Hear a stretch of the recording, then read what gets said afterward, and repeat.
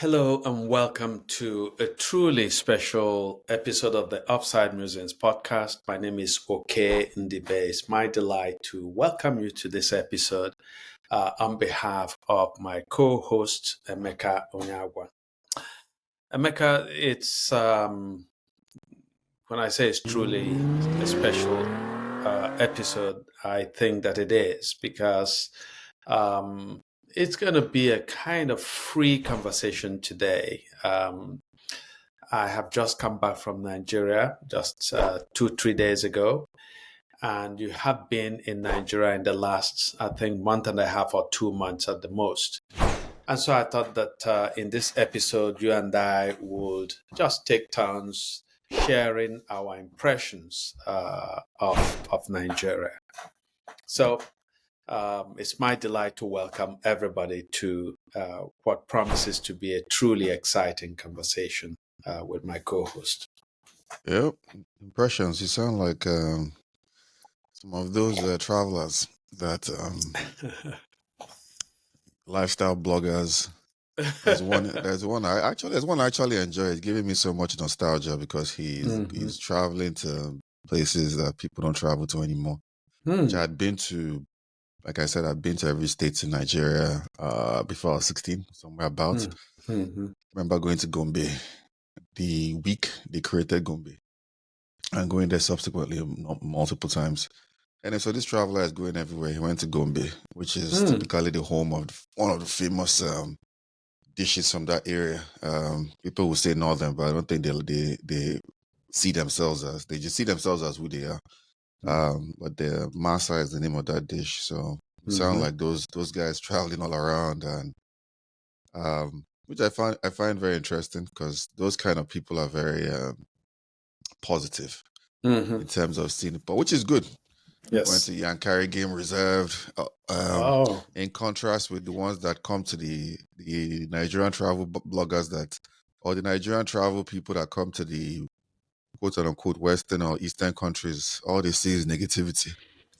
And it's interesting. I don't know. Maybe it's because they felt they've been put down. But Nigeria is an interesting place right now. But what did you what did you think, man? You went to Lagos. Yes. I was in Anambra as well. I was in 4 states actually. So I was in Lagos, I was in Anambra, I was in Oyo, in Ibadan, and then I was in Ogun State, Abeokuta. But before I sort of get to the business that I transacted in these 4 states, I just want to sort of continue with the element that you raised, the idea of food. See, my drama, much of my relationship to any place that I visit is around food. Okay, there's also the landscape, but I think that food is primary. And because I left Nigeria when I was already a full-formed adult, my favorite taste in food is very Nigerian. So I came to this country, as you know, I cook a lot. In fact, I'm the major cook in my home, and you do cook quite a bit yourself. And I started cooking in America because when I came and faced the prospect of eating hot dogs and hamburgers and pizzas and lasagnas, the things that Americans are excited by, I felt that was culinary hell. And I wanted to return quickly to eating the way that was familiar to me in Nigeria, to eat my rice and all the different sauces, to eat my beans, and especially the swallow. See, I get depressed if I haven't swallowed for a while. See, and so I started learning to cook as a way of ensuring that I'll eat the kind of food that I was used to, the kind of food that for me had become my favorite cuisine in the world. And So one of the good things that happen anytime I go to Nigeria is that I have a fabulous time with food. Mm. When my mom was alive, she would ask me, okay, what's the first thing you want to eat when you get home to her home in my hometown in Amwabia? And I'll tell my mom. And, for most of the time, she was too elderly to make the food herself, but she knew the best women who made that food in my in my hometown, and so she'll contract them to cook a bunch of things that I'd named that I wanted to eat. And it was always just an experience of bliss, So this time around, I arrived, I began with okwa. Then I went to different soups. I actually tasted a soup I had never eaten before in my life called black Okay. soup. Yeah, never eaten Uh, black soup.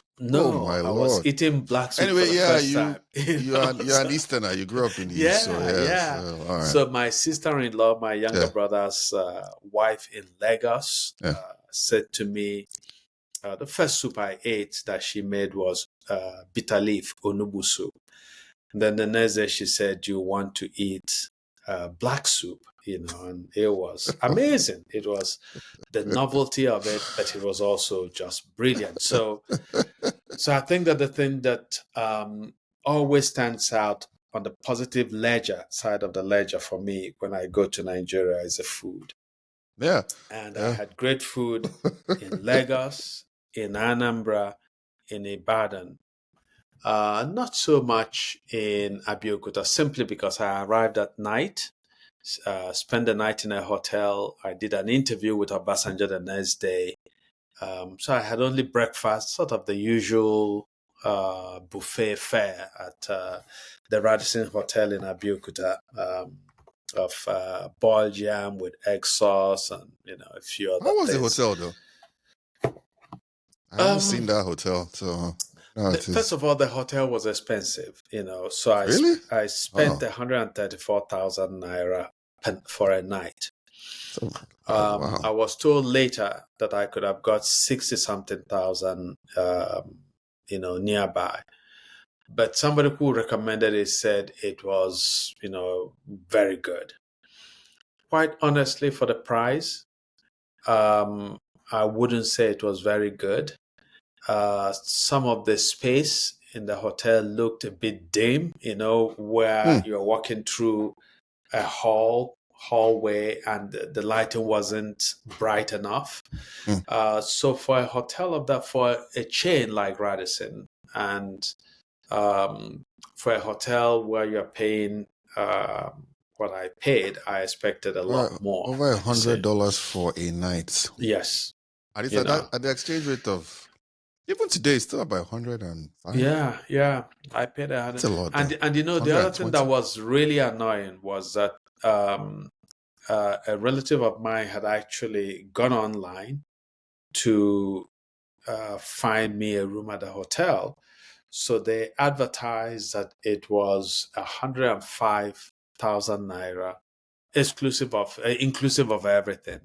I arrived at the hotel and they were telling me, oh, that if the person saw it online, then that the price they saw that they convert it to dollars and then reconvert it to. So I mean, I was so angry. I asked for the manager. They said the manager wasn't going to be there till the next morning, and so I just ended up paying the 134,000 because the alternative was to carry my bag and start looking for another hotel. Very quintessential Yes, Nigerian yes, story, man. People would it not, was just, unless you've yeah, been to Nigeria, you would yeah, understand. yeah, they said, "Did you find the price online?" I said, "Yes." They said, "Hey, if you found it online, then you know that it says that prices may vary and so on and so forth, because we then convert it to dollars and then convert it to naira." And I said, "Okay."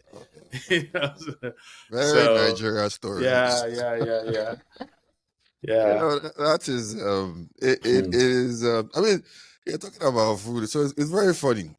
And my mother-in-law is also an Easterner, like you grew up Hmm. in the East in Hmm. what's it called?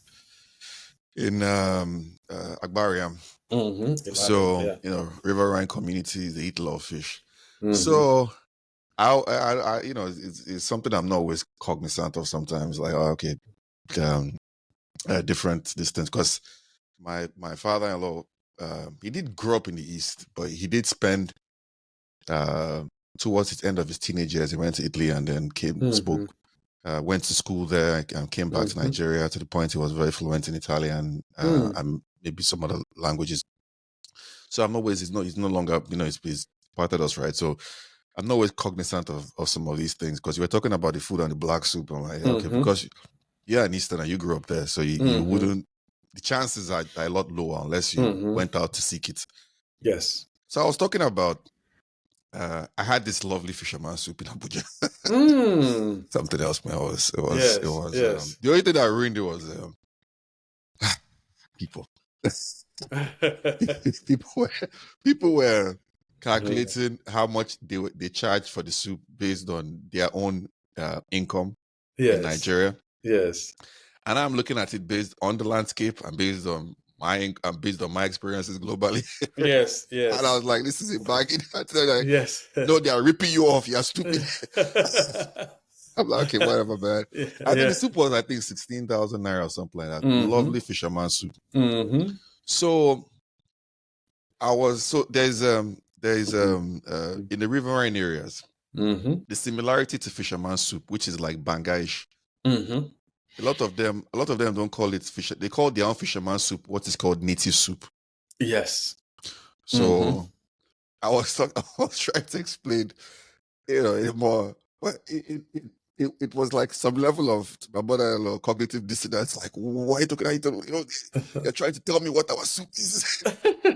I'm like, look, yeah, from one area, there are a whole Mm-hmm. bunch of people all over Urubos, Yes. Yes. Shekiris. Especially when you get to like Ishekiri And areas, they eat a lot of yeah. black soup. Mm-hmm. Yeah, for boys, it was very hard to get through. I was just trying to explain to her, like, look, what Yes. you look at as fisherman soup is what Yes. has evolved to become native soup. Soup But in yeah, man, some I other didn't area. succeed much with that, man. I just had to be like, all right, man, you know what? Let me just let you be yeah. So I just finally occurred to me, like, Mm-hmm. yeah, this is able to Boris to like looking at, man. I'm Yes. like, okay, no, this is Mm-hmm. but yeah, it's very Nigeria is Mm-hmm. very rich Yeah. The and you can't culinary even tradition, yeah. culinary tradition in Nigeria is so The, vast and so varied and so interesting, I think, so that one could actually spend a month in Nigeria or longer and every day be surprised with just the sheer variety, the flavor, the just the sheer satisfaction of the cuisine that you can get in Nigeria and even the drinks, So people are doing very interesting things. There is, I didn't get to taste this, but somebody told me that there is a Nigerian, I think is a woman who has distilled a very fine kai kai. oh, I Yeah. happen to know So them actually personally. yes, yes, Yeah, so that yeah. it's become a thing, because So you've of heard course of it, we the used to, Pedros. yeah, we used to think of Kai Kai or Gogoro, Kinkana, so some of the names for this locally distilled gin. Mm-hmm. We used to think of it as fare for poor people, right? But somebody told me that this woman has done a really excellent job of distillation of this gin into something that is entirely interesting on the palate, complex as any gin in the world, and so on. So I was looking forward to tasting it, but simply didn't have the opportunity this on this trip. I think I have Um, one. No, I don't have one anymore. mm, mm, The one of the partners is a friend, his family friend. mhm, His wife is actually more of the relative of my mhm, wife. So I knew when they were doing the whole project. mm, It's a very interesting project. mhm, Hate to say, I mean, even though they essentially are refined, they refined the local gin. mhm, They've done it with everything being foreign, essentially. Even the distill actually is flown in. Yes. Yeah. I mean, Wow. I'm more trying to. I've had this. I mean, he was the partner was in our house maybe last year. We've had these conversations with them, and that's a whole other aspect to the terms of how Nigeria works. It's very, very interesting to say the least. But the Kai, I think it's called Pedro's. Yes. And it's I've forgotten the girl's name. That is the Pedro is her last name actually. Anyway, I've forgotten her first name. But she's the key person there. The other of this, my friend, is So you've had a taste of this. Oh yeah. Okay. It's decent stuff. Yeah. It's decent So stuff. I was curious. So the next time when I'm there, I'll try it. It's decent stuff. They need to do a little bit more and a lot more in structuring their company and other things, but it's decent stuff. But it is very interesting, very indicative. Nigeria is a food. This time, actually, we'll keep talking about the food thing, but one thing I always say is you can't really replicate Nigerian food here. I mean, it's at the point where you have people that actually now there are services where they cook for you in Nigeria and they ship it here for you. Yeah. Quish, talking about food, right? You and I know of the delicacy that we call okpa, right? Yes. Okpa. There's another name, Iba. Is it Iba? Well, it's okpa. That is mostly the most widely used name. So my sister-in-law has somebody who makes excellent okpa. So she bought me, I think it's in excess of 60 wraps of it, which I brought home. Really? Yeah, so she got them for me. It's a kind of ground made from a special kind of ground beans, right? And then you add some salt and onions and palm oil. And it's a fairly simple thing to make, but it's extremely tasty, for breakfast, for lunch. Actually, you can eat it anytime. So I really like it. I'm a buff for local, very, very local food. I saw this guy who I'm not going to mention, but he styles himself as the Nigerian chief food tourism blogger, whatever he calls himself. Yes. Which I just think he's somebody that's in the land of the blind. He's somebody that has the finances and the distance to move around Nigeria. He went to this thing. He said, "Yeah, look, moi moi is better than okpa," and I was just like, "Oh no." Moi moi and okpa are different things. They look alike. First of all, there are different things to start with. Moi moi is sort of more widely known because almost every group in Nigeria will eat moi moi. But okpa for me is special. I wouldn't bother bringing moi moi from Nigeria, but okpa. I know that years ago I used to stop at 9 Mile when I used to fly to Lagos through the Enugu airport. I'll stop at 9 Mile and buy 100 pieces of okpa. Really? Yes, and it's piping hot when I buy them. I'll fly into Lagos with them, put them in the freezer, and then the day I'll travel to the States, I'll wrap all of them up, come to the States, it's still pretty frozen, then I'll put it in my freezer and then draw one or two as I wanted. You're giving me some ideas. Yeah. I've done this. Okay, but so the other thing is talking about black soup. My sister-in-law saw that I enjoyed it so much. Now, so I have a confession to make. So, so I ate black soup, and my stomach ran for a whole day. But I wasn't sure it was the guilty party because I had eaten all that crazy stuff. That's one thing that happens to me in Nigeria. I go there, I'm very adventurous. So I eat something that my stomach isn't used to. and usually I pay the price for it for one day, but I'm unrepentant. I keep going, right? Mhm. So when I was coming back, my sister-in-law froze a container of black soup, which I brought back, and it's resting in my freezer for my, I feel you like I like know, to taste that soup. yeah, I love the taste. for my delectation. I, Anytime I choose, So it's, as you know, the weather has been turning cold, right? oh yeah. So some cold there, I might be so depressed that I'll go and get that black soup and sort of comfort myself with it. You're giving me some ideas, man. I was trying to get my because I left through Abuja. I was trying to get my in-laws to package. There was this abacha they kept raving about, and I'm like, all Mm, right, because yeah. we had gone to the east, Mm-hmm. and the abacha we had, the best abacha we had was right there in Udi. Mm. It was Of just course, something the else. Udi people are It excellent. was it Yeah, was something yeah, else, man. yes, yes. I'm like, Mm. yeah, I was telling one guy from Woody, and he started talking like as if they Yeah. invented that much.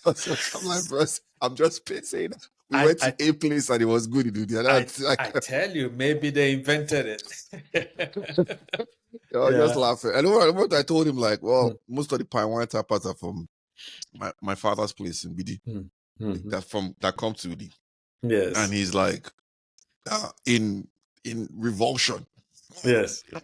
How can foreign people be coming to Tapa? I'm like, bruh, yeah, in some other person's country in Yeah, America, in yes, your yes. some other person, Yeah. yeah, And, complaining. they are from abroad. Yeah, from our, These are neighboring communities. imagine. I'm like, oh Oh my my god, God. man, it's wild, Yeah. man. Well, those So are the fun parts of Nigeria, yeah, though. yeah. Those are So I that mean, food. it is. And another good thing, which for me wasn't universally good, right? But when I was in Lagos, I was partly with a relative in Antony Village, and then I also spent some time in on Victoria Island. In both spaces, I noticed that power supply, electric power supply, public power supply had increased dramatically. So that in Antony and VI, where I stayed, I would say um, that they have at least, I would say, 18 to 19 hours of power every day. So if they had to run their generators, it was for an hour or two, right, in the day, which is a totally dramatic turn from the usual situation. It used to be that Nigerians would, if you had the means, you would run your generator like 16 to 18 hours. And if you were lucky, you got power for 2 to 4, So then I went to my hometown, and it was the complete opposite. There was mostly power failure, power outage, and so my relative that I stayed with, um, you know, again, because of the huge, like, I think the price of petroleum has jumped 5 times at least. It used to be about 150 something per liter. Now it's 600 plus per liter. Um, and so what I was told in Lagos, in the two places I stayed, was that the DISCO, the power distribution companies, now focus on supplying power to the areas where they are sort of either well-to-do or the comfortable in Nigeria live, because these are the people who are able to pay for electric power, to pay what they are billed every month. But that areas in Lagos and elsewhere in the country where people are not able to pay um, uh, on time and what is billed, that the power supply is actually worsened. you know so when I got to my hometown, it was sometimes difficult to sleep because power will go off late at night, and sometimes will stay off all night. And it was it was not the hottest during this period in Nigeria, but it was hot enough to be uncomfortable, so that I spent a long time fanning myself until I just, out of sheer fatigue, I would just fall asleep. So I don't know what you experienced in that regard when you were there, but Yeah. yeah. I find that interesting because actually would say that I think there's some truth to that in terms of they've gone about the business of the utility that just was going to make them the discos the happiest, supply to the richest areas to some degree. But I just felt largely it all depended. Power was on a lot, but I don't think it was on because of some improvements. I think it was on just because people were not going out as such. I think a lot of the places that would have also used power are no longer using power, at least not on that level anymore. And it sounds very, very trivial, like, well, what are you talking about? But, the reality is that in Nigeria, I would say there's not there. If when I'm talking to somebody who has visited Nigeria, I just say it like this: there's nothing much to do but sit down, drink, and talk with people. Yep. It's harder to understand if you haven't been to Nigeria when I say it that way. So, but I'll say it like this: that the typical thing that people do, and it's typically in that distance, and even in places where they don't drink alcohol as this thing, they just sit down and drink something, some soda. soda. So it's typically to sit down, eat. That's how you show you're a big boy, to quote unquote, or big girl. You sit down. Yeah. So a lot of people don't have those resources, those and it's not even typically much. You can always cut your coat according to your size. But most people don't even have the disposable income to go to the cheapest places to buy, to hang out, put it that way, right? Yeah. So I think a lot of, I mean, again, I don't have any data that backs it up, but Nigeria is not somewhere till today where people do too much data. They tried the last elections, and I think everybody that tried has packed up and left the gate. But I think that's a large part of it. So I think with these discos, I think to some degree they try to supply that energy to that excess, that I won't call it excess, but that energy to certain localities that will pay a lot more. Some of them their defense might be, well, electricity theft in Nigeria is a mainstay of the this thing. But when you're a distro, when you distribute electricity, it's also part of your job to design an infrastructure that prevents or at least minimizes electric theft and all those things, which they and that's a whole other story. They just came in and bought off the government assets, and they seem to have done little or nothing.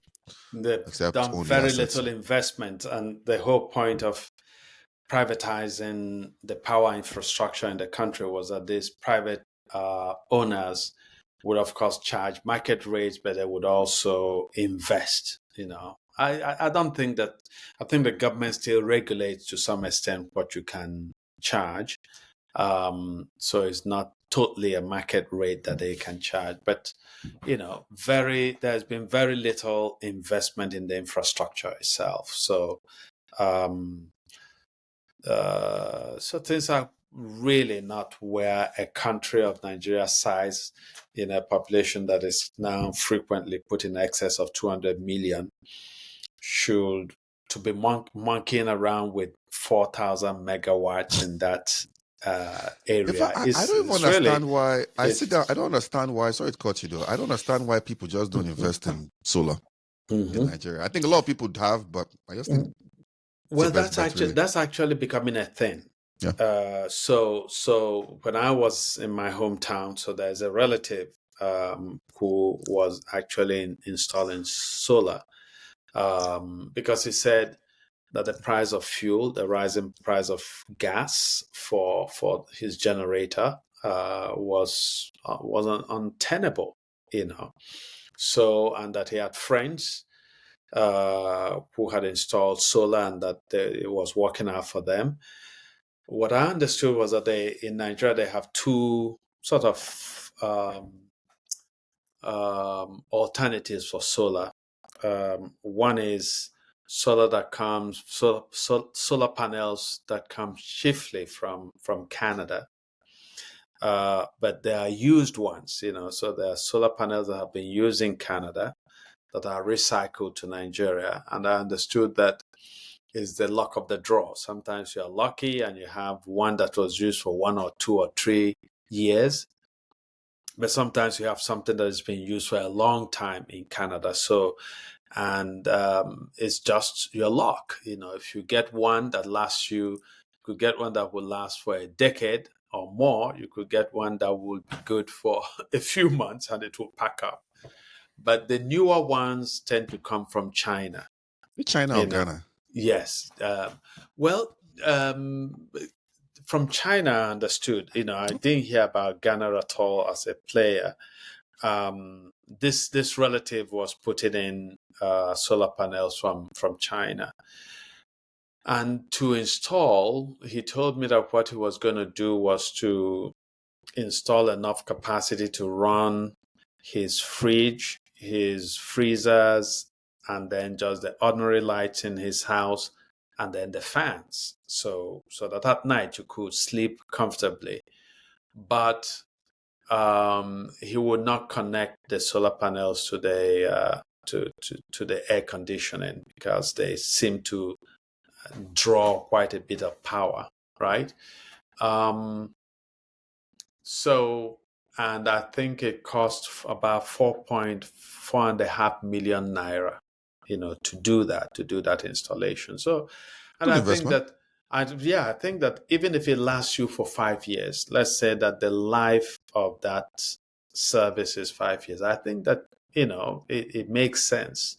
I don't think that a lot of people in Nigeria can afford that amount of money. But Nigerians have, you know, you have very impressive homes in Nigeria, and you know, I would expect that those who have those homes are going to turn more and more in the especially in the countryside. You know, not so much in the cities. I didn't see a lot of solar in the cities. You still see industrial grade generators, but in Anambra State, I saw.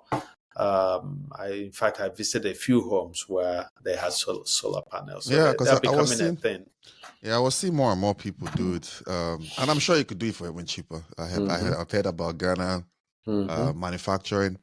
I've watched some guys do some So videos and Ghana talk about it. manufactures solar. So I've heard. So I've Wow, heard. that's Um, interesting. Ghana is slightly better than Nigeria, Mm-hmm. but every African, like I have a lot of friends that do business in Africa, and yeah, they all have the same. I've had this Mm-hmm. argument with people. They all have the same stories in terms of doing, but slightly better. You do Mm-hmm. have, from what I understand, a Ghana company that does solar. How Mm-hmm. affordable it is, whether they assemble the whole thing there, whether it Mm-hmm. actually even comes from China as well. Yeah. Um, And that much, like I know a couple of guys have done a couple of videos on YouTube. Maybe people can check that out. But mm-hmm. I think you could. I think you probably can get it for less than even 4.5, Mm-hmm. 4.3, 4.5 at today's Mm-hmm. exchange rate. Looking at about $3,000, which at least Mm-hmm. from my own this thing, it's a bargain. Mm. Oh yeah, Um, no, I yeah, think that, yeah, from what I heard, right? Because this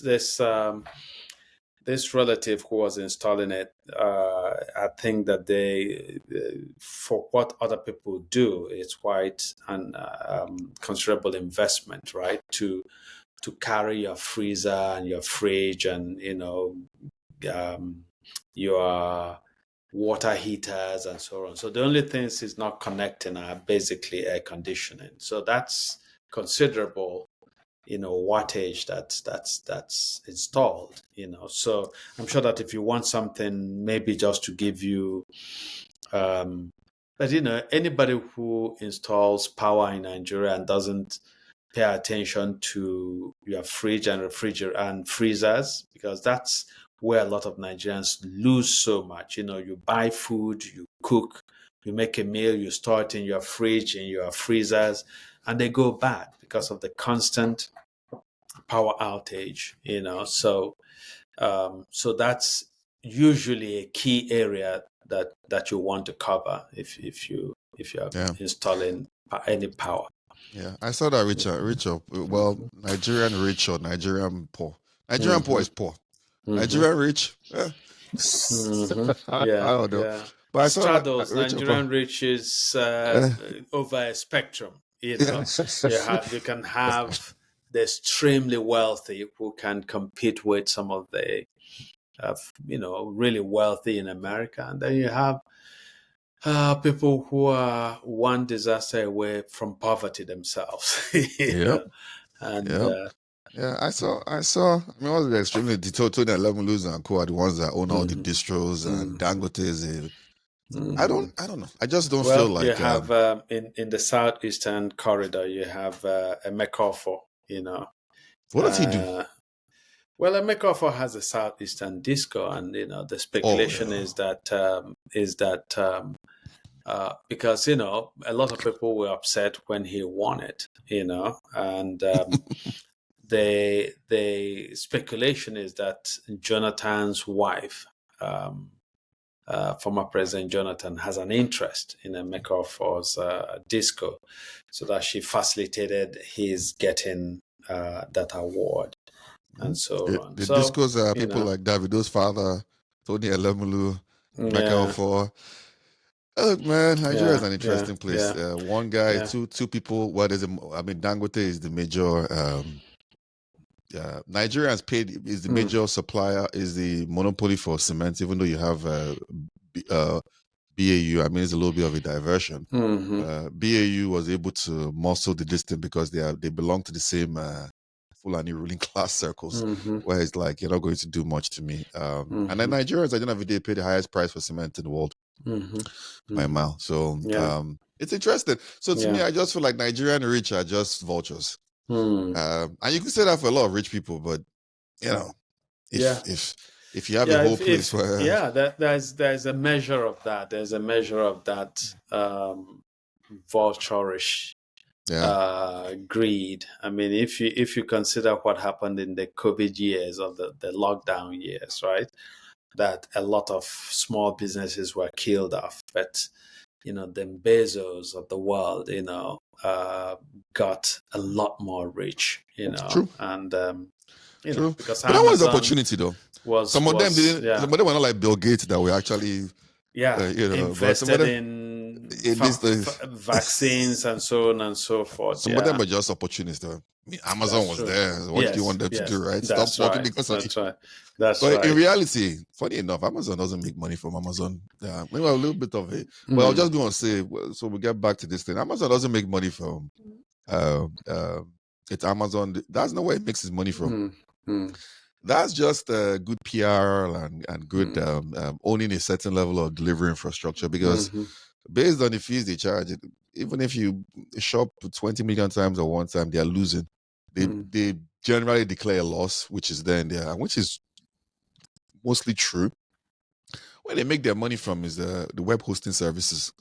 That's it.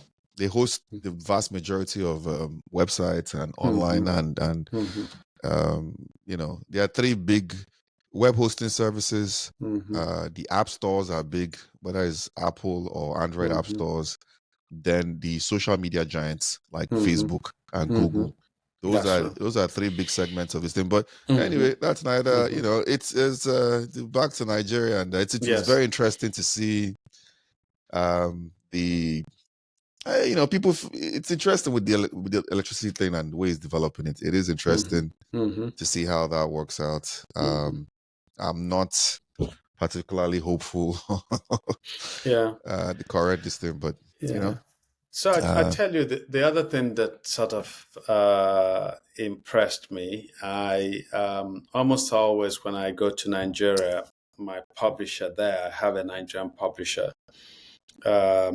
proposes that I do a reading somewhere. It's usually in Lagos.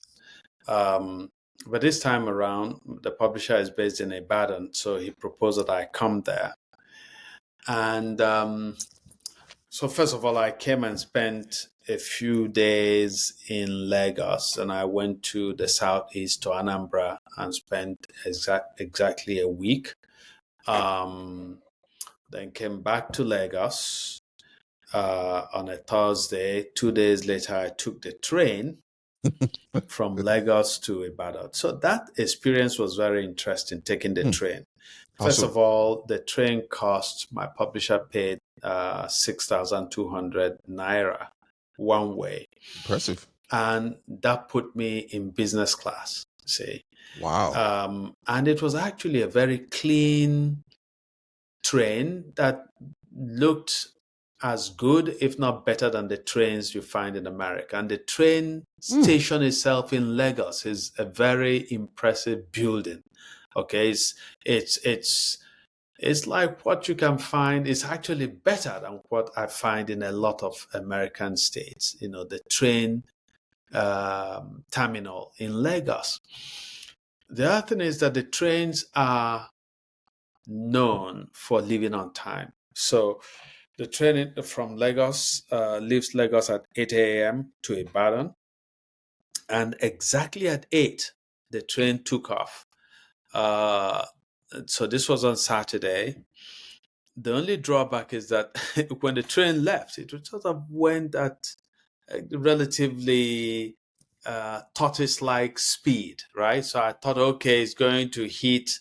It's in the city, so once it hits the open spaces, it's going to pick up speed. But it maintained basically the same speed. I would say maybe 35 to 40 miles an hour, throughout. And so the distance from Lagos to Ibadan, and I remember when in the first time the Lagos-Ibadan Expressway was built, that you could leave Lagos and get to Ibadan in an hour. See, Yeah. but the train took about 2 hours and 40 minutes to. I'll still take that over what I think the road is right now. Oh no, I'll take it. I'll take it. You know why? Actually, much of that road they've done construction on much of that road. But the human factor in Nigeria still makes a mess of road trips. For example, my publisher, the Thursday, no, not the Thursday. When was it? Anyway, just a day before. Oh, it was the day before I went to Anambra State, right? So he and I had lunch in Lagos, and then he dropped me off at 1:50 in Ikoyi, and he was going to Abeokuta, to Ibadan. He did not get to Ibadan until about 11:30 that night. He left at 1:50, so 2 p.m. essentially. He did not get home until 11, and in the end, he couldn't account for what happened. He said the traffic was just hellish. So human factors, you and I know. In fact, he and I are talking about me doing a book exploring Nigeria's traffic behavior, traffic culture, as a metaphor for the larger dysfunction and maladies in Nigeria. You know how if there's a slight buildup of traffic in Nigeria, every driver does something stupid because everybody wants to get ahead, and what they do is that they create a perfect blockage. And so instead of 15 to 20 minutes or 30 minutes at the most, everybody now spends 2 hours. And everybody will then get out of their car having created this mess, and they will be telling you shift now, and everything they're saying is shift so that they will pass. Anyway, so this train got me to Ibadan. 2 hours and 40 minutes later. It was the same day I read, so my reading was at 2. We started a bit late. I started at 2:30. So what surprised me was it was raining in Ibadan. that Saturday. And yet there was a sizable turnout. And almost everybody who came out to the bookstore bought one book. Almost everybody.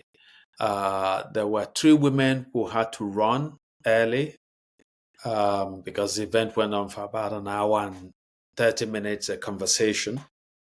But they had called the bookseller aside and left money for books, which I had to sign.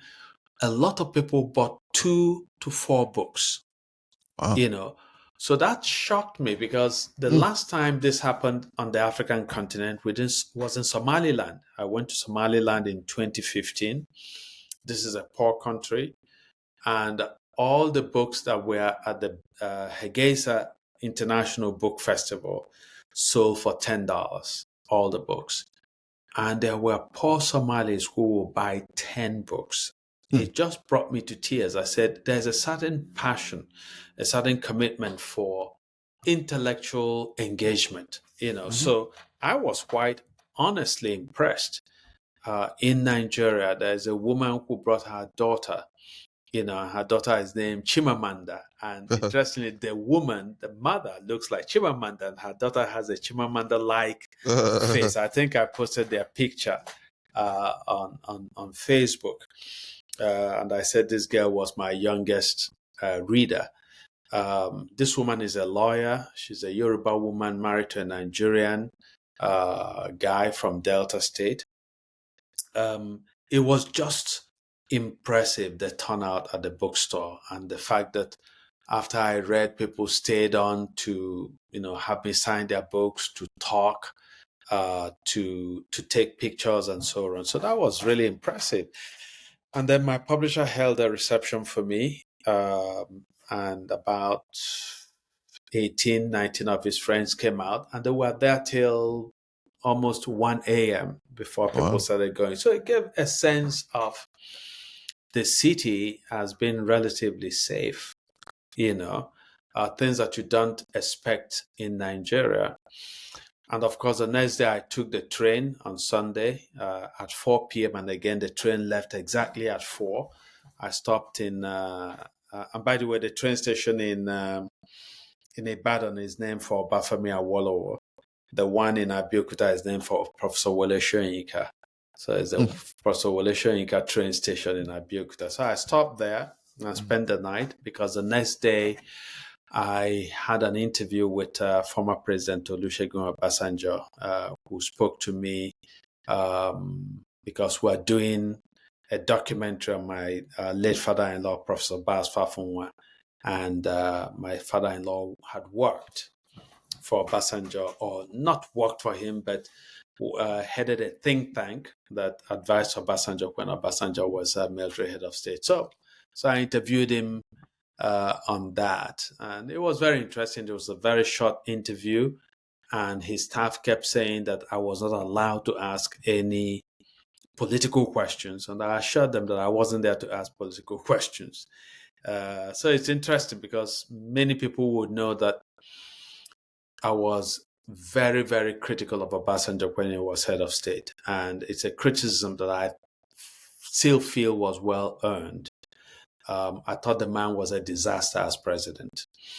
And yet people don't know that Obasanjo and I used to be close on some level, that when I edited the magazine that Chinua Achebe and Professor Barton Naji had co-founded in America, Obasanjo was one of our most consistent contributors. And so he and I would talk quite often. We'll meet up in New York when he came to visit New York, and met in Cote d'Ivoire in 1991 at the first African and African American Summit, where he gave the keynote, and I sat down in his hotel room editing his keynote and so on. So we've had a very interesting relationship. Interestingly, to his credit, he didn't bring up, he recognized, he remembered my criticism.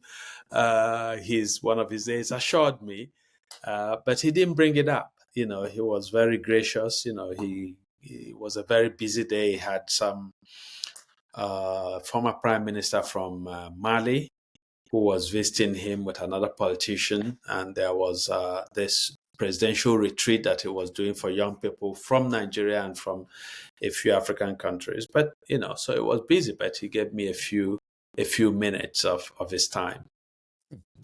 Sounds like you had fun. Well, that was where you slept. You stayed in Radisson Blue.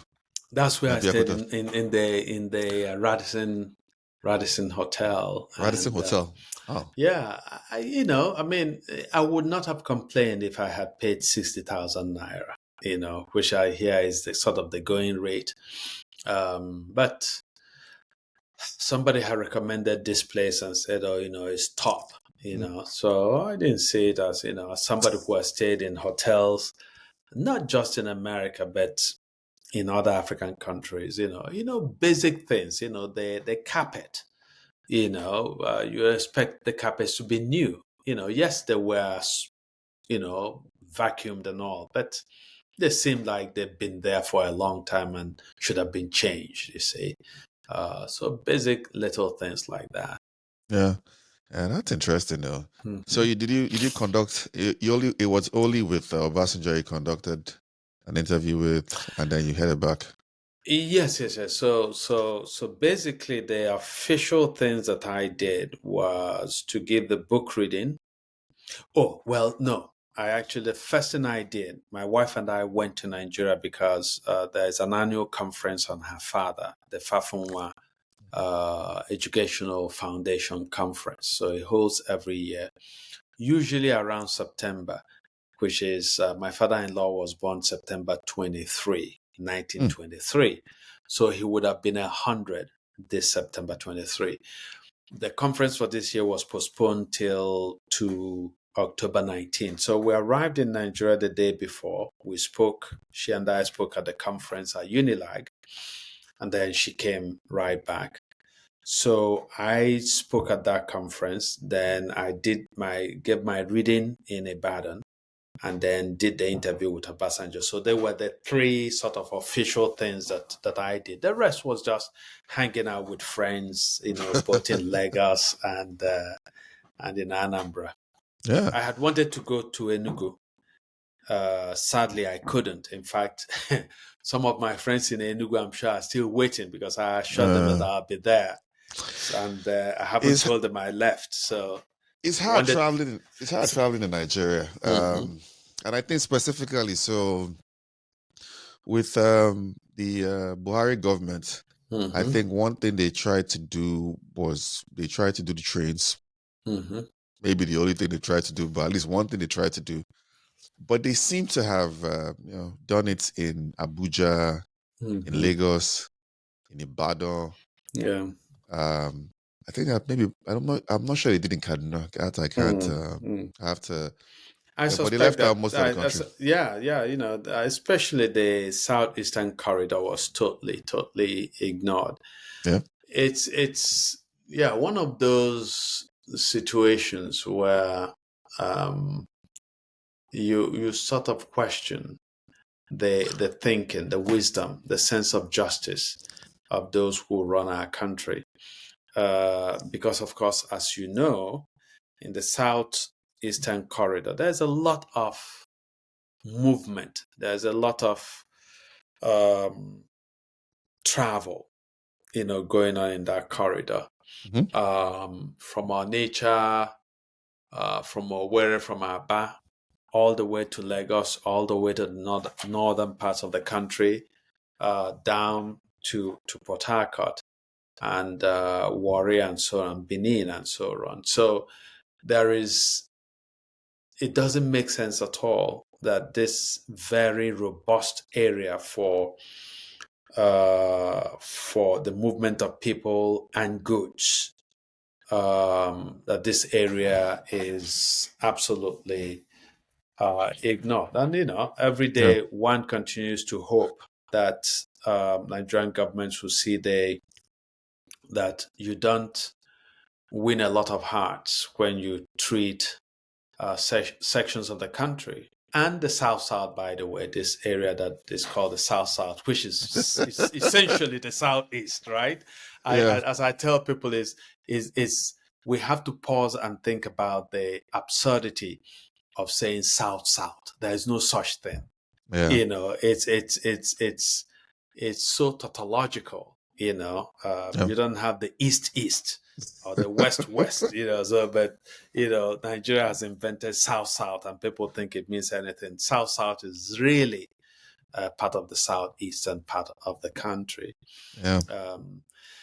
Yeah, but But yeah, they oh sorry they mhm, put up yeah, I forgot. I was trying to cross check before I said it, but yeah, they had because it's been a while. mhm, I try not to tune so hard to the Buhari government, but they did um do the start doing the rails to Niger, mhm.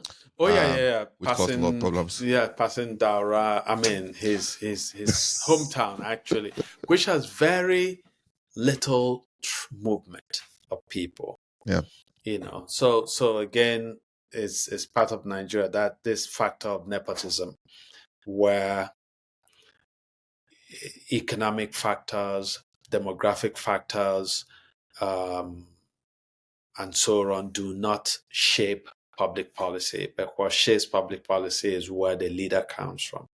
You yeah. know, so otherwise it doesn't make sense. Doesn't really even help, but anyway, we'll see how it goes. Mm-hmm. Lagos Ibadan used to be my alleyway. At a point in Mm-hmm. time, Mm-hmm. I used to help the bookstores, the parish bookstores where I was in Lagos would go to Ibadan. So the Mm-hmm. Paul Lines have a massive bookstore in Bodija. Okay. Yes. So I used to go there every week or every other week to Mm. Bodija, drive down. So I used to know that road like the back of my Mm-hmm. Yes. that Yes. road. Yes. I used to go to Abeokuta, Ekiti. Mm-hmm. Abeokuta I didn't like because of Mm-hmm. the road used to be the worst of them. Yeah. Yeah. Uh, but yeah, it's interesting to see. It's good that at least that was done there. That's being done there. But Mm-hmm. in terms of the wider on the development, you get to the east. You get to the east. You get to even what you would call the north central and south Mm-hmm. south. Mm-hmm. Um, I didn't go to the northeast this time, not much. Mm. But the roads are not largely non-existent. The transport network is largely non-existent. Mm-hmm. These are all places I'd been to back in the day. Mm-hmm. Even when Buhari was what was framed as the PTF Petroleum Trust Fund, Yeah. Petroleum Trust Fund. Yeah. where they were doing all the roads, and the roads in the north used to be like super highways. Obasanjo's first, I've come to the point where I just look at Obasanjo's first 5 years was economically good. The problem he had was he saw the problem of the structure of Nigeria and decided wrongly to not just to amend. It was right to restructure the constitution. That was right. Mm-hmm. What he Mm-hmm. wanted to do was Mm-hmm. to give himself an extra 8 years I on top of that. Yes. Yes. That was Mm-hmm. the wrong move, Mm-hmm. which I always say. But Yeah. anyways, it's interesting though. It's interesting, moving around Nigeria for you. I don't know if Obasanjo fed you or not. Maybe he didn't. No. No. No. No. Interestingly, so he was when he first saw me. He came out. You know, he's moved from his hilltop sort of home, and he lives now at a penthouse on top of the presidential library that he built.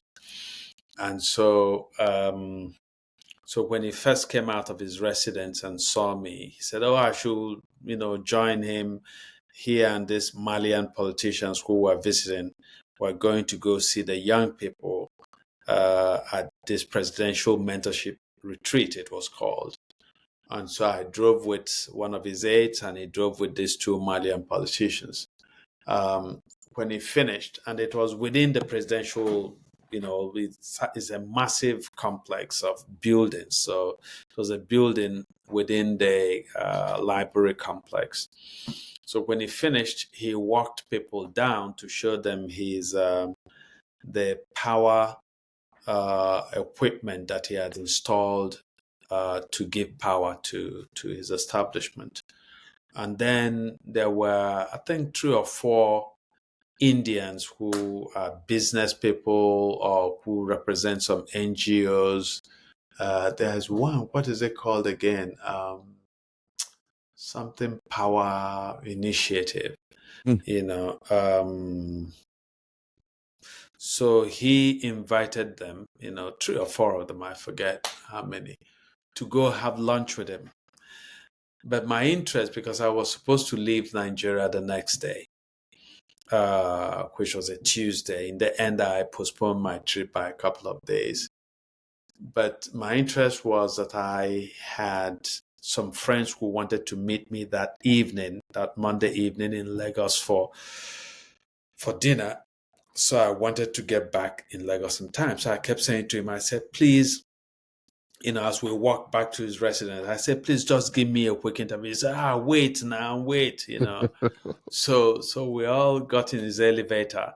When we came out of the elevator and at the topmost floor, again, he was going to go in to have lunch with this Indian group. No, I wasn't invited to come on. And so I said to him, could you just give me a few minutes? So he said, I asked you to wait. So I decided I went to the right to go in the waiting area where people were to see him.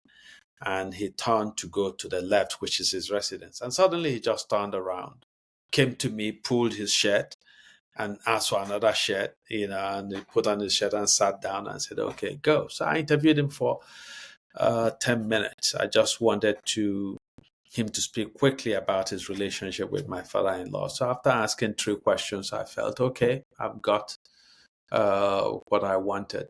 And the interesting thing is his officer told me that he was going to be free at 8 a.m. So if I could come at 8. So I came at 8, before 8, actually, a quarter to 8 with my videographer crew. It was about noon before he gave me the interview. So as soon as he finished, I got in the car and headed out to Lagos. So even if he had invited me at that point to join for lunch, no, I wasn't going to join, but I wasn't invited. That's interesting though. Hilltop. Oh, anyway. Yeah. Anyway, he knows why he moved down to his new place. But it is interesting though. I mean, there's so many things about Nigeria overall. It's just the everything, the climate, the day to day. It's but I don't know how you felt this. I'd like to hear your perspective because before I went to Nigeria, this was the first time that I was going to Nigeria and I was reluctant. In fact, I told my wife that I threatened to not go. Part of my wife going with me in the end was that I encouraged her. I said, if I'm to go, you have to come with me. And there was a sadness in my heart for the first time going to Nigeria. And I think that part of that sadness owes to the way that this year has turned out politically in Nigeria. Without going into details, it's just there was a lot of hope, especially by young people. And I think that hope has been crushed. Okay. And it's affected me because every time there is this kind of miscarriage of the hope of young people in Nigeria, I think that the essential spirit of Nigeria is wrecked because Nigeria is a youthful country, right? So so that was one sadness, that made me a bit cool to the idea of going to Nigeria. But the other one, on a more profound level, was to hear about how people were suffering, and I get emotionally affected by the depth of suffering that I see in Nigeria. Nigeria is a country where I just walk around and sometimes I come to tears looking at people, because you can look at people on the streets in Lagos or in Lagos or Anambra, any part of Nigeria, and you can see that people are not eating at the basic human level. They're not eating. Okay. You see people who have tied their trousers with with ropes, and they are waif-like. It's like the wind will blow them down because they haven't eaten. And I see people dehumanized. One of the stories I didn't tell about riding the train to Lagos is that the train left Lagos, and I'm by the window, so I'm looking outside, and I must have seen a dozen men squatting and shitting, defecating on the train tracks.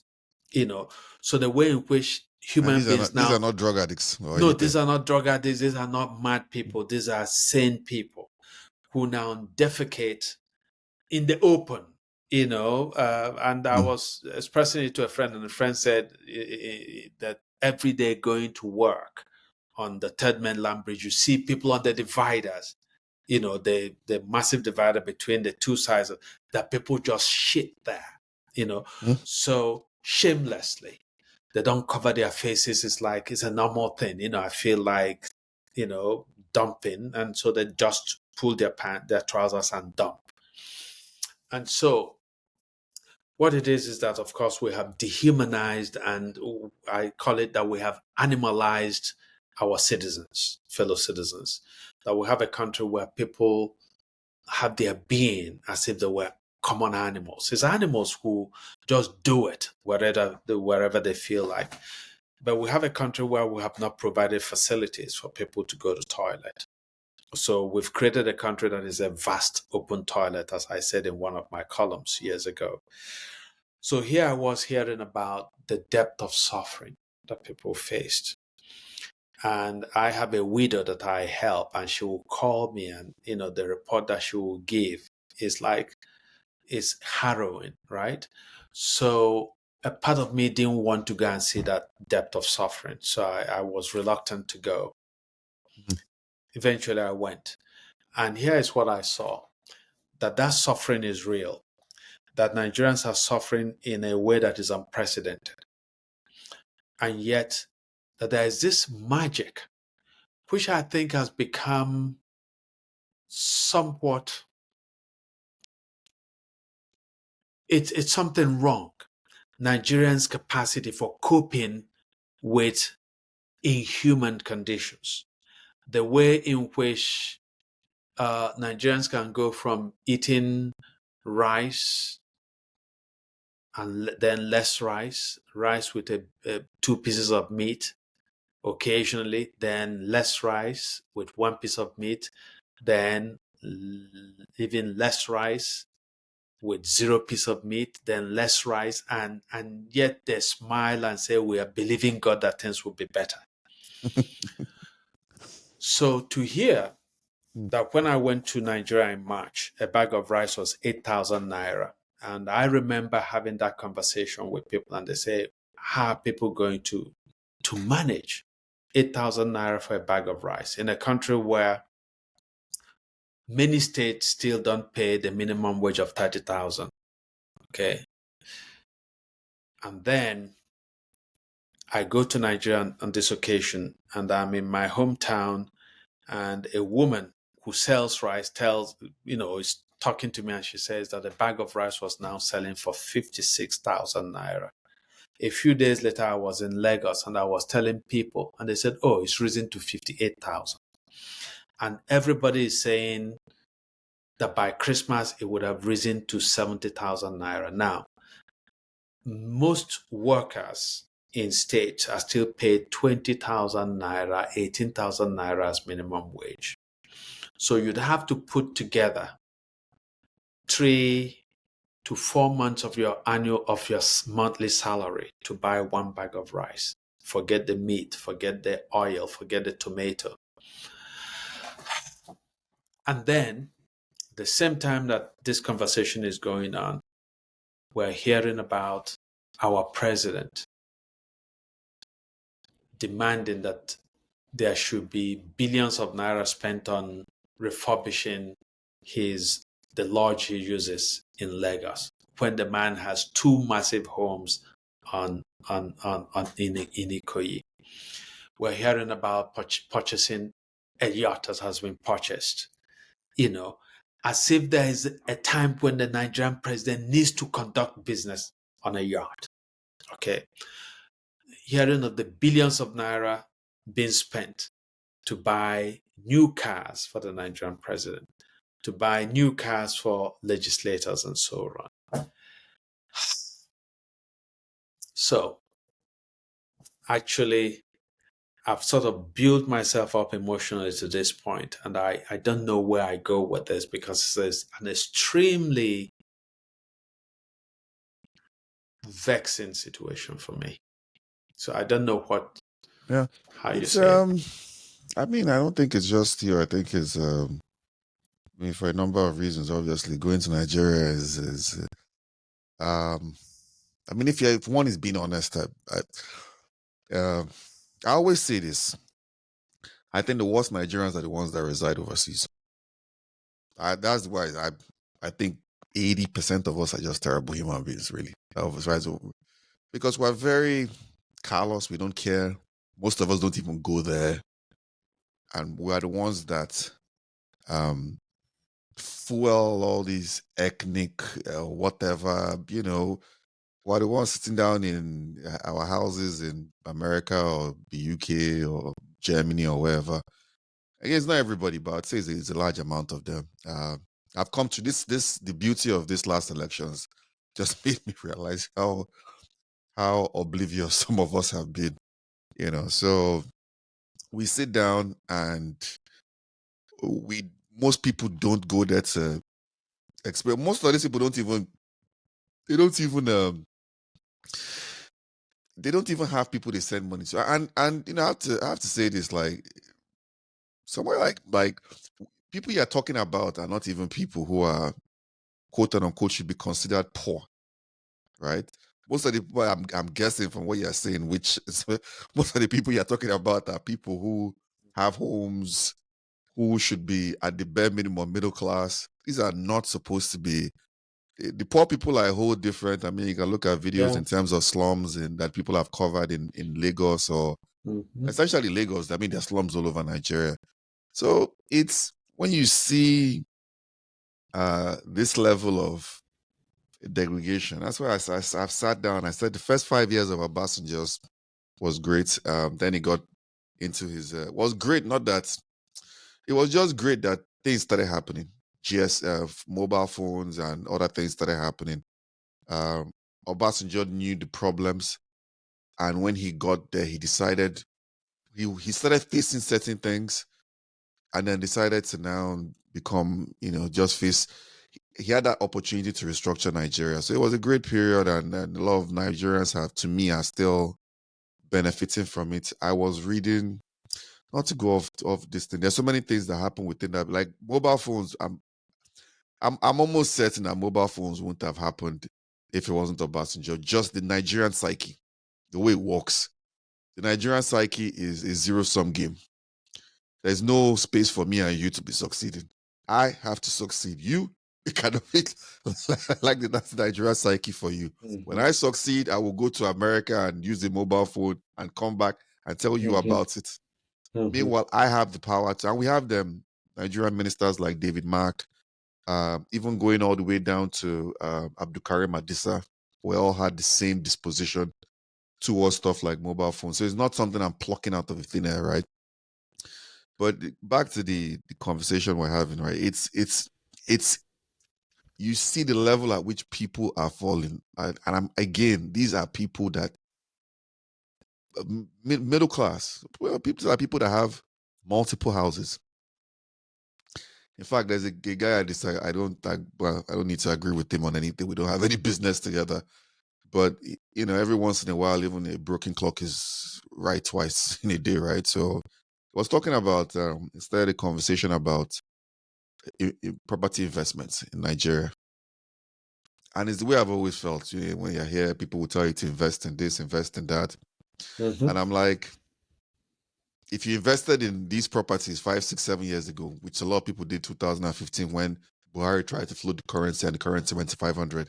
If you invested in it 8, 9 years ago, most of those investments have negative value. They didn't increase in their investments, especially in this period. Even before this year, they were not increasing, they were decreasing and decreasing. The point is that even for people the elites to travel, the problem to send your kids overseas if you're not outrightly just um, if you're not outrightly into and even the businessmen are all the Tony Elemulus are all into government. But to get away from that is just watching you walk into some people's houses or places who are not deep into government. And I need to say, because there's a real demarcation. Those who are deep into government in one way or another simply don't care. And they're supported by the ones who live here, who don't go to Nigeria. I will be telling you, writing all kinds of stupid theses about how, and I see some of them, how these things can work. I saw one guy even telling Tinubu that they should tie the Nigerian naira to cassava. This is real. I kid you not. This guy has a decent following on Instagram. He sat down and said, "Yeah, Nigeria produces the most cassava. So if they tie Nigerian naira to cassava, the value of the naira will go up." I mean, and people engage in these conversations seriously. So, there's a whole, if you can go and break down, I don't want to start breaking down how stupid it is, but it's as stupid as it sounds, really. So let me say, I'm already, soliloquying a lot on this. It's really hard to see.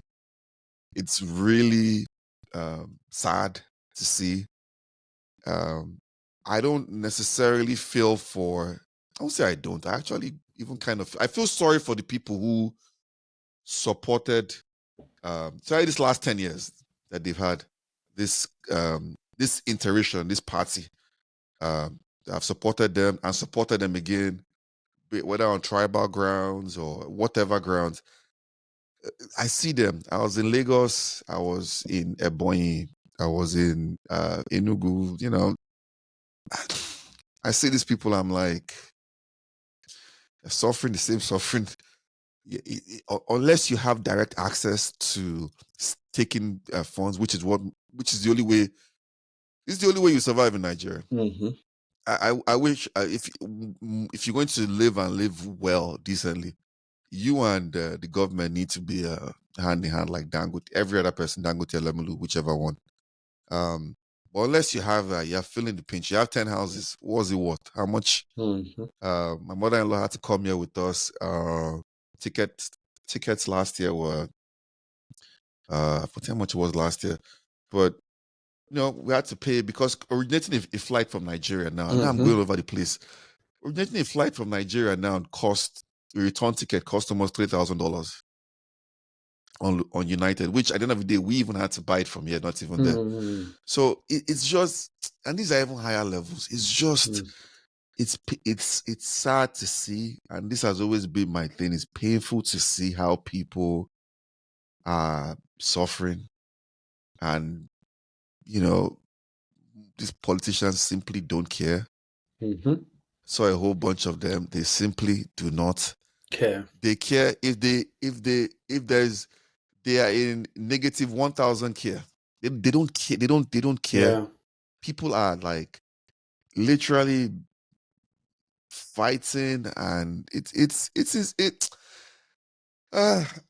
hard, man. It's hard. Just like you, I just sit down. I'm just like, I don't know what. I've made my peace with it. I made my peace with it in February. Like, I could see what's going to happen. I knew what was going to happen from watching them from the inside. In London, I watched some things.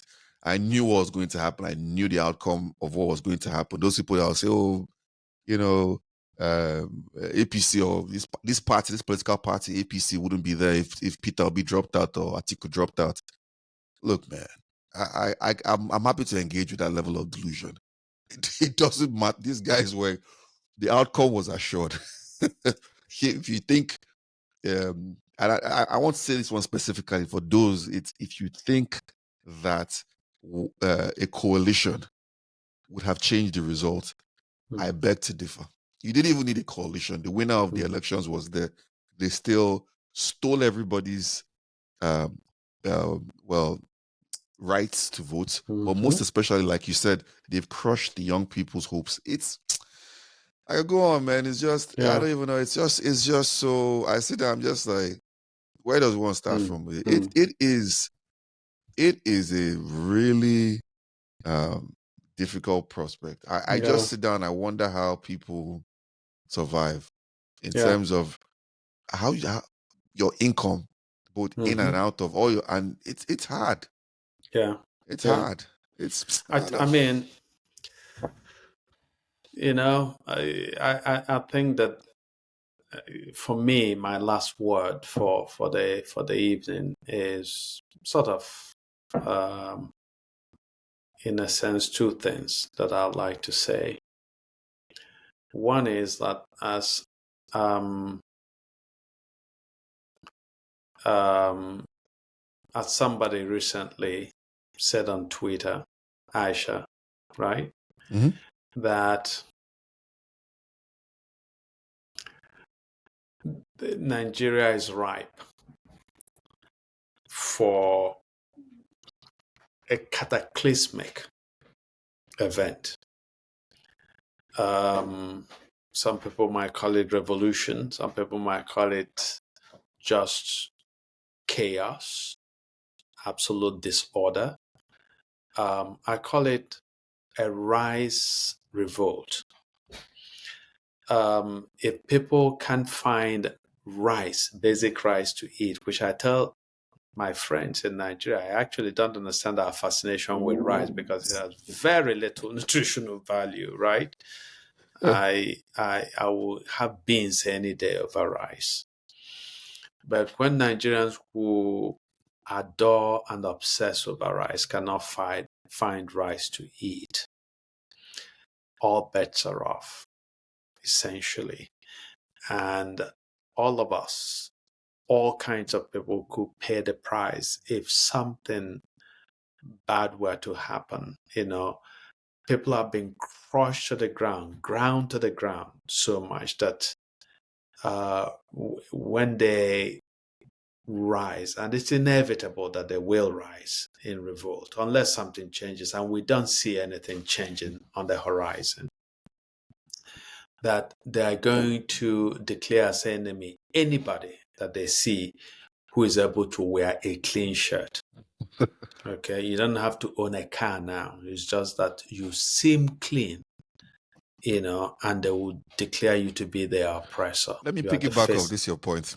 Mm-hmm, I was in a relative's car mm-hmm, in Enugu, and out of nowhere, we're looking, and he's looking at it. He's one of these guys that is deep into government, who we're looking at it, and out of nowhere, this guy was talking about his escape route when things mm-hmm. go down. Yeah, I, yeah, I didn't ask him the question. I yeah, was just sitting down in the yeah, car quietly, just looking. yeah, And he's like, man, yeah. if things go down, he can run to Cameroon. But Yes, finally, he has gotten a 10-year visa to Canada. From there, you'll get yeah, a flight and run to Canada. I'm yeah. just looking at this guy like, I even ask you this You question. know, Listen, man, why are you yeah, feeling yeah. like somebody that lives there Mm-hmm, is mm-hmm, so scared? mm-hmm. Yeah, He has to and live in it. and Sorry, there's no continue. level there's no level. So the other thing I wanted to say is that the way that people are able to cope is again not sustainable. So I was speaking with a friend who runs a government department. And I've told this story on this podcast before. Runs a government department in Anambra State, and he told me that he has staff members who, if they were to come to work every day, will spend 3,000 naira coming to work and going back. And that some of them, their salary is 30,000 naira in a month. So he said there's no way he can ask these people to come to work every day. So he's told them, if it is once a month that you can come, come. So you find a situation where the government is paying many, many people who can't afford to come to work on their salary. A friend of mine, his driver, came to Abeokuta to drive me back to Lagos after my interview with Obasanjo. And this driver works for a company, so for a driver is well paid. And he told me that his salary doesn't last beyond a month. His That his yearly salary. salary, but his annual salary, his monthly salary doesn't last beyond a week. Did I say a month? Yeah, I said a month. Does not. So he gets his salary. I'm sorry. I think I'm becoming jet lagged a bit. Yeah. He gets his monthly salary, and he says in a week it's all gone. Okay.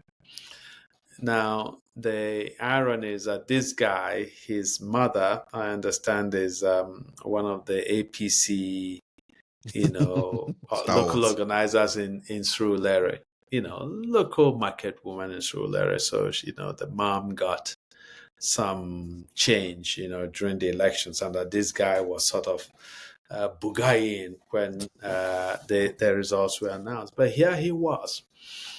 And he said to me in anger, he said, they are going to buy yacht, he called it. They're going to buy yacht. He said, Mami, water go swallow them. So you find somebody who is a supporter of the political party in power, who is suddenly seeing that it doesn't add up, that there is no way out, that suddenly carrying an APC card does not entitle you to cheaper prices on anything, that we're in this mess together. That's my last word. Yeah. I think the worst part is if they had to do that election again today, all these people that voted that party would vote for them again. Vote the same way. Yeah. They'll be suffering and they would vote. And we've seen it. Yeah. Anyway, to be continued. So we can thank you very much. Thank you, Emeka, I expected that this would be a very exciting conversation, and it was for me. And so thank you very much, our listeners, for joining us on this episode. And we're going to come back shortly with yet another exciting conversation. Thank you very much. Thank you very much. Right.